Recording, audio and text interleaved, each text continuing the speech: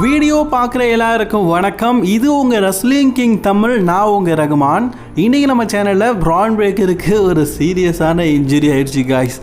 வருத்தமாக தான் இருக்குது. அதுக்கப்புறமா மாண்டஸ் பார்த்தீங்கன்னா நீண்ட நாளுக்கு அப்புறமா சண்டை படம் வந்திருக்காது. இது மாண்டஸா இல்லை யாருன்னு சொல்லி நமக்கு டவுட் ஆகிற அளவுக்கு அவர் வெயிட்டு போட்டிருக்காரு.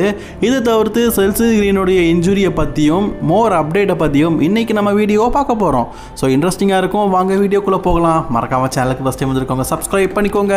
பெல் ஐக்கானை கிளிக் பண்ண மூலிமா தினமும் ரெஸ்லிங் செய்திகளை தாய்மொழி தமிழில் தெரிஞ்சுக்கோங்க. ஃபர்ஸ்ட் செய்தி நம்ம இதை பற்றி பார்க்க போகிறோம் அப்படின்னு கேட்டிங்கன்னா, இந்த வாரம் நடந்து முடிஞ்ச ட்ரிபிள் ஏ நீங்கள் பார்த்துருப்பீங்க. ட்ரிபிள் ஏ எபிசோட டபிள்யூபிள்யூ பார்த்தீங்கன்னா அவங்களோட யூடியூப் சேனலில் தான் டெலிகாஸ்ட் பண்ணுறாங்க. அந்த ஷோவில் பார்த்தீங்கன்னா உமன்ஸுக்கான மற்றும் மென்ஸுக்கான மிக்ஸ்டு டாக் டீம் சாம்பியன்ஷிப்பை பார்த்தீங்கன்னா இகுனோவா வின் பண்ணியிருப்பாங்க. ஆக்சுவலி ஈத்தன் பேஜோடைய மிக்சடு டாக் டீம் ஆடின செல்சி கிரீன் அவங்க அதில் பங்கேற்றுறதுக்கு முடிஞ்சிருக்காது. காரணம் அவங்களுக்கு இன்ஜுரி அப்படிங்கிற மாதிரி சொல்லியிருப்பாங்க. சரி, ஆக்சுவலி அந்த இன்ஜுரி சீரியஸான இன்ஜுரியான்னு கேட்டிங்கன்னா உண்மையிலேயே சீரியஸான இன்ஜுரி தான். ஃபோட்டோ போட்டு நம்ம செல்சி கிரீன் அவங்களுடைய இன்ஜுரியை காட்டியிருக்கிறாங்க. பாருங்கள், என்னுடைய பாதத்தில் எவ்வளோ பெரிய இன்ஜுரி ஏற்பட்டுருக்குது. கால் வீக்கம் போட்டு அந்த இடத்துல ரத்தம் உறைந்து காணப்பட்டிருக்குது. இதனால தான் என்னால் ட்ரிபிள் ஏக்கு வர முடியலை. நான் என்னுடைய பார்ட்னர் ஈத்தன் பேஜ் கூட சேர்ந்து அந்த டாக் டீம் சாம்பியன்ஷிப் மேட்சில் பங்கேற்க முடியலை.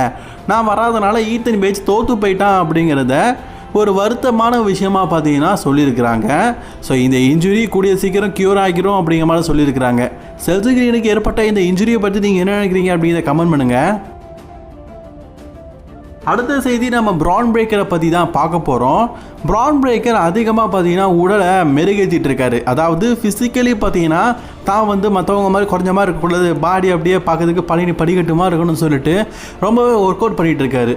பொதுவாகவே பார்த்தீங்கன்னா ஒர்க் அவுட் மோடில் நம்ம உடம்பை திடீர்னு ஏற்றணும் அப்படிங்கும்போது உடலில் சில மாற்றங்கள் ஏற்படும். அப்படிப்பட்ட மாற்றம் பிரான் பிரேக்கருக்கு ஏற்பட்டுருக்குது. சமீப காலமாகவே பார்த்தீங்கன்னா அவருக்கு கொஞ்சம் பெயின்ஃபுல்லான ஒரு வலி உண்டாயிருக்குது. மற்றும் அவருடைய விதை பகுதி பார்த்திங்கன்னா ரொம்ப கீழே இறங்கியிருக்குது. ஆக்சுவலி விதை பகுதி கீழே இறங்கிட்டே வருதுன்னா ஒரே ஒரு விஷயந்தான் காய்ஸ், நம்ம குடல் அதோடைய பொசிஷனை தாண்டி கீழே இறங்கும்போது அந்த விதை பகுதி இருக்குல்ல, அங்கே குடல் மாட்டிக்கும். ஸோ அப்போ பார்த்திங்கன்னா ஹெர்னியா உண்டாகும். ஸோ இதை குடல் இறக்கும் அப்படிங்கிற மாதிரி சொல்லுவாங்க. இந்த ஹெர்னியா நோய் பார்த்திங்கன்னா பிரான் பிரேக்கருக்கு வந்துருக்குது. ஆக்சுவலி இது ஒரு சீரியஸான இதுதான். ஏன்னா ரொம்ப பெருசாக வீங்கிருச்சு போல இருக்குது. ஸோ பிரான் பிரேக்கர் ரெஸ்லிங் பண்ணுறாரு, அவரால் அப்படி வீக்கத்தை வச்சுட்டு சண்டை போட முடியாதுல்ல. இதை பார்த்த டாக்டர்ஸ் பார்த்திங்கன்னா இமீடியட்லி நீங்கள் சர்ஜரி பண்ணணும் அப்படிங்கிற மாதிரி சொல்லியிருக்கிறாங்களாம். இதனால் பிரான் பிரேக்கர் பார்த்திங்கன்னா சர்ஜரிக்கு போக போகிறாரு அப்படிங்கிற மாதிரி சொல்லப்பட்டிருக்குது. பிரான் பிரேக்கருக்கு ரெஸ்ல்மேனியாவில் அப்படி ஒரு பிளானு இப்படி ஒரு பிளான்னு சொல்லிட்டு டபிள்யூபிள்யூ தரப்புல இருந்து பெரிய பிளான்லாம் போட்டு வச்சுருந்தாங்க. சரி, செத்ரான்ஸ் தான் இன்ஜுரி ஆகிட்டார், அவர் கியூர் ஆகி வருவார்னு பார்த்தா இப்போ பிரான் பிரேக்கருக்கு எப்படி சீரியஸ்லி ஒரு இன்ஜுரி ஆகிருக்குது. பிரான் பிரேக்கர் இன்ஜுரின்னு சொல்ல முடியாது, அவருக்கு அவரே வச்சுக்கிட்ட ஏன்னா காயம் இல்லைல்ல, இது உடல் ரீதியாக ஏற்பட்ட ஒரு மிகப்பெரிய ஒரு நோய். ஸோ இப்போது இதுக்கு பார்த்தீங்கன்னா சர்ஜரி பண்ண போகிறாரு. ஆக்சுவலி இன்ஜுரி ஆகி சர்ஜரி பண்ணதுக்கும் இதுக்கும் வித்தியாசம் இருக்குது. ஹெர்னியா பார்த்தீங்கன்னா சர்ஜரி முடிஞ்சு ஒரு 1 மந்த்துக்கு அப்புறமா டபிள்யூபிள்யூக்கு திருப்பி வந்துடலாம். அதனால் நம்ம இப்போதைக்கு சமீப காலமாக பார்த்தீங்கன்னா பிரான் பிரேக்கரை பார்க்காம இருப்போம். ஏப்ரல் மாதம் கண்டிப்பாக பார்த்தீங்கன்னா ரிட்டர்ன் ஆயிடுவார். எனக்கு தெரிஞ்சு ரெஸ்ல்மேனியாவுக்கு முன்னாடியே பார்த்தீங்கன்னா பிரான் பிரேக்கர் ரிட்டர்ன் ஆயிடுவார் அப்படின்னு நினைக்கிறேன். உங்களோட கருத்துக்களை கமெண்ட் பண்ணிக்கோங்க. அண்ட் பிரான் பிரேக்கர் கூடிய சீக்கிரம் அவருடைய ஹெர்னியா சர்ஜரி முடிச்சுட்டு வரணும். ஏன்னா ரெஸ்ல்மேனியா பிளான் இவருக்கு நிறைய போட்டு வச்சுருக்காங்க. அது மட்டும் இல்லை, future of the wrestling company வேறு. ஃபியூச்சர் ஆஃப் த ரெஸ்லிங் கம்பெனிக்கே குடல் இறக்கும்னா எங்கிட்ட போய் சொல்ல. மாண்டசோலடா அப்படிங்கிற ரெஸ்லர் பற்றி உங்களுக்கு தெரியும். எஸ், நம்ம ஸ்ட்ரீட் ஆஃபீஸில் இருக்கிறவர்.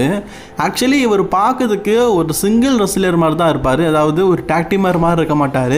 ஒரு ஹை ஃப்ளே மூவர் மற்றும் அவருடைய ஃபிசிக்கலி உடம்பு பார்த்திங்கன்னா ரொம்பவே நல்லா இருக்கும். மாண்டஸை இதனாலேயே பார்த்திங்கன்னா நிறைய ரசிகர்கள் நீங்கள் சிங்கிள் கெரியரில் மூவ் பண்ணுங்கள், ஸ்ட்ரீட் ஆஃபீஸ் வேண்டாம் அப்படிங்கிற மாதிரி பல பேர் சொல்லிட்டு இருந்தாங்க.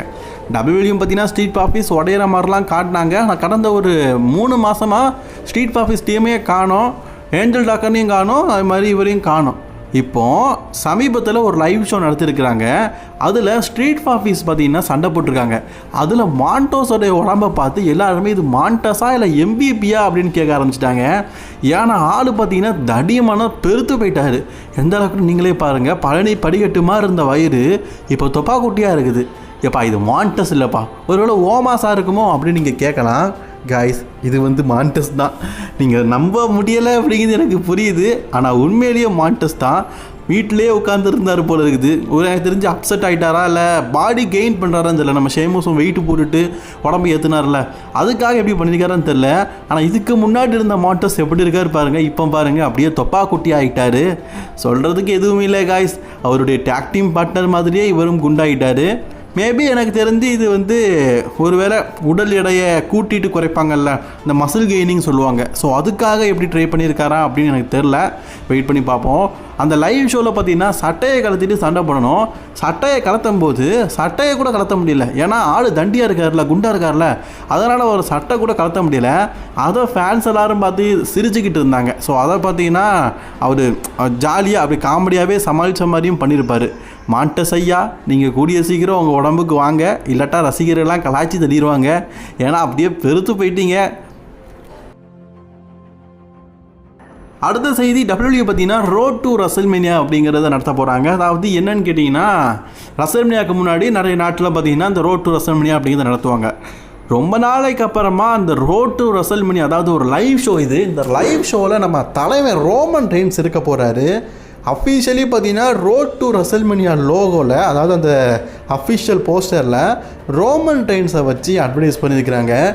காய்ஸ், இந்த அத்தி பூக்கிறது அதெல்லாம் பார்த்திங்கன்னா ரொம்ப ரேரான விஷயம் பார்க்குறது அப்படிங்கிற மாதிரி சொல்லியிருப்பாங்க. இந்த குறிஞ்சி பூ பூக்கிறதெல்லாம் அதே மாதிரி பார்த்திங்கன்னா நம்ம ரோமன் ரெயின்ஸ் லைவ் ஷோவில் சண்டை போடுறதெல்லாம் ரொம்ப பெரிய கஷ்டம் ப்ரோ. அதுவும் நடந்திருக்குன்னா அது எவ்வளோ பெரிய அதிசயம் அப்படிங்கிறது நீங்களே பார்த்துக்கோங்க. இப்போ ரோமன் ரெயின்ஸ் அஃபிஷியலி பார்த்தீங்கன்னா இந்த லைவ் ஷோவில் பங்கேற்க போகிறாரு. இது அஃபிஷியலி சொல்லிட்டாங்க. ரோமன் ரெயின்ஸ் ராஸ் மேட்டோ அல்லது பேப்பரில் பங்கேற்கிறதே பெரிய விஷயம். இதில் லைவ் ஷோவில் வந்திருக்காருன்னா பெரிய சம்பவம் லோடிங் காய்ஸ். பொதுவாகவே ரோமன் ரெயின்ஸ் இந்த ஜோக்கிங் மூமெண்ட், பால் ஹியூமனை கட்டிப்பிடிக்கிறது, ஜோக் பண்ணுறது மற்றும் ஃபேன்ஸ் கிட்ட ஒரு ஹீலாகவும் இல்லாமல் ஃபேஸாகவும் இல்லாமல் ஒரு சகஜமான நண்பன் மாதிரி இருக்கிறது, இதெல்லாம் ஆஃப் கேமராவில், அதாவது டிவியில் பார்க்காத ஒரு ஷோவில் தான் பண்ணுவார். அப்படிப்பட்ட மூமெண்ட்டெல்லாம் பார்த்தீங்கன்னா மீண்டும் வந்து இந்த லைவ் ஷோவில் பண்ணுவார் அப்படிங்கிறது எதிர்பார்க்கலாம். நம்மளால் டிவியில் பார்க்க முடியாது. பட் ஆனால் ரஸ்லிங் கிங் தமிழில் கண்டிப்பாக அந்த லைவ் ஷோவில் என்ன நடந்தது அப்படிங்கிறத நம்ம பார்க்கலாம். இது அடுத்த மாதம் தான் கைஸ் நடக்குது. அதுக்கு தான் நம்ம ரோமன் ரெயின்ஸ் வராது அப்படிங்கிற மாதிரி சொல்லிக்கிறாங்க. சரிங்களா? ஓகே ஃப்ரெண்ட்ஸ், இன்றைக்கான வீடியோவில் தான் பிடிச்சிருந்தா லைக், ஷேர், கமெண்ட் பண்ணிக்கோங்க. தொடர்ந்து வீடியோ பார்க்க சேனலை சப்ஸ்கிரைப் பண்ணிக்கோங்க.